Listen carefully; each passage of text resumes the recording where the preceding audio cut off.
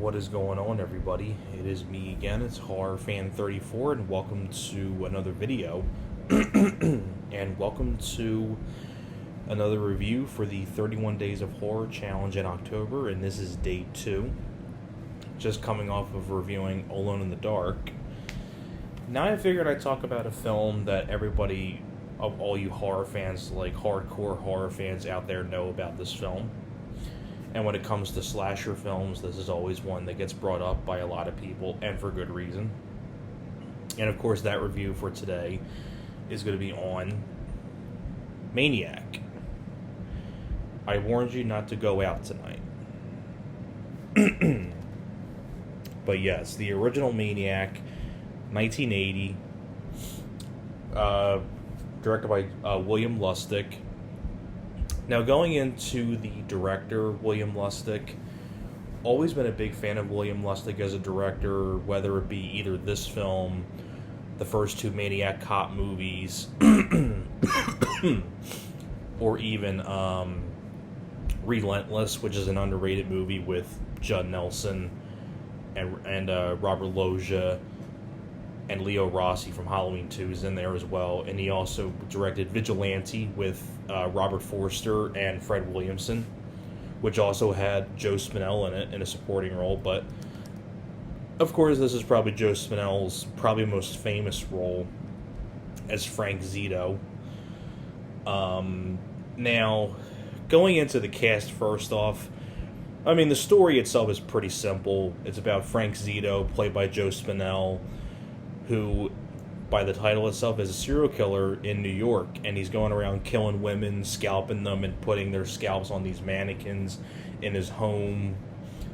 And that's pretty much the entire premise of the film, dealing this POV of this killer going after all these women, pretty much.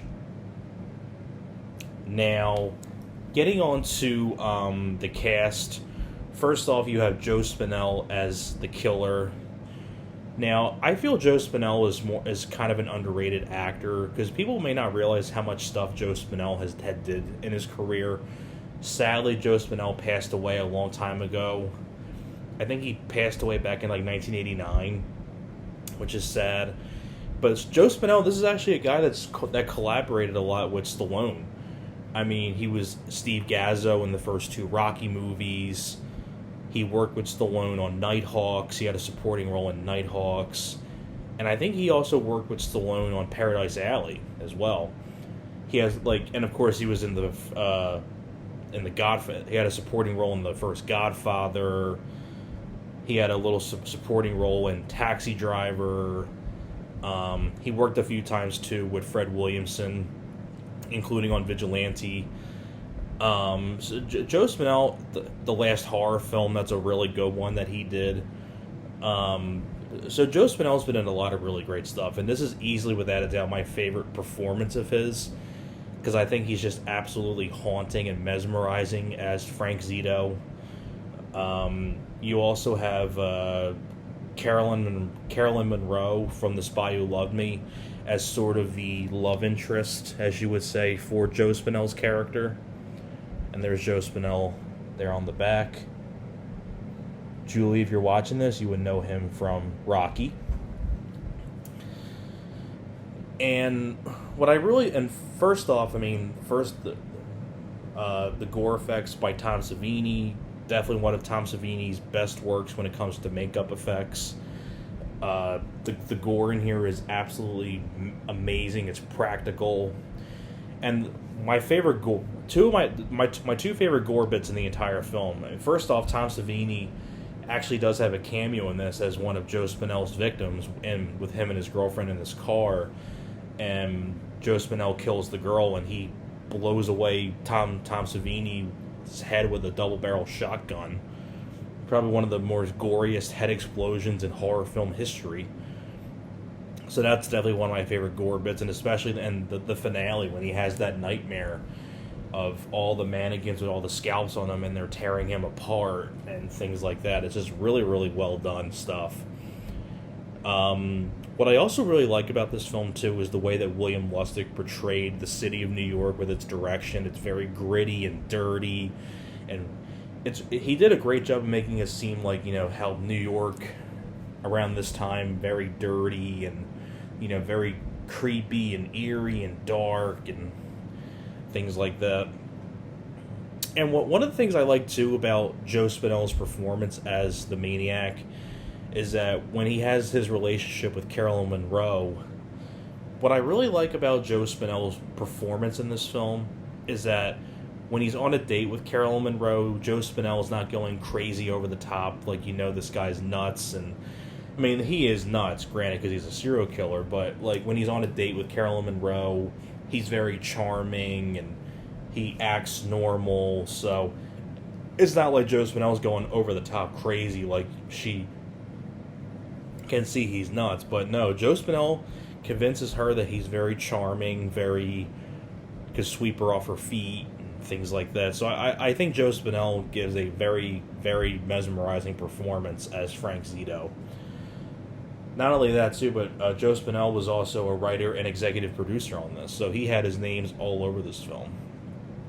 And the musical score done by Jay Chataway, very well done musical score. I love the soundtrack in this film, which is actually a bonus in this 3-disc limited edition. It actually comes with the soundtrack, which is cool.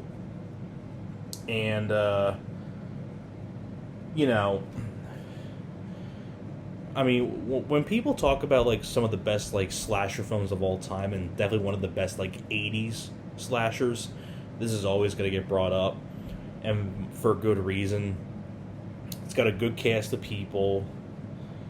Like I said, I think Joe Spinell does a great job. Carolyn Monroe does a nice job as well. Very well done gore effects by Tom Savini. I mean, Tom Savini, this is a guy that's worked on a lot of stuff, whether it be Friday the 13th Part 1 and 4, the original Dawn of the Dead, the original Day of the Dead, The Burning, The Prowler. I think Texas Chainsaw Massacre 2, he worked on that. Just tons of great stuff that he worked on gore effects wise, and definitely my favorite makeup effects guy. And he definitely did a great job in this film with the makeup. Very well directed, like I said, by William Lustig. I would say William Lustig is one of my favorite horror directors, like sort of like underrated horror directors, up there with people like Mike Flanagan or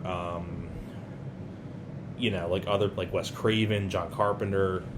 Because I think William Lustig's kind of underrated, because like I said, like Relentless is really good, the first two Maniac Cop movies. Maniac Cop 3, he has sort of do it, but he wasn't really happy with it, so that's not really his film. But especially the first two Maniac Cop films, Vigilante, this film. I mean, just so many great things that William Lustig did. And like I said, creepy musical score by Jay Chataway, does a great job on the soundtrack. Like I said, he has some nice bits of gore. The scalping scenes are just so well done, with the women being scalped, and just that whole nightmare sequence at the very end is just absolutely insane.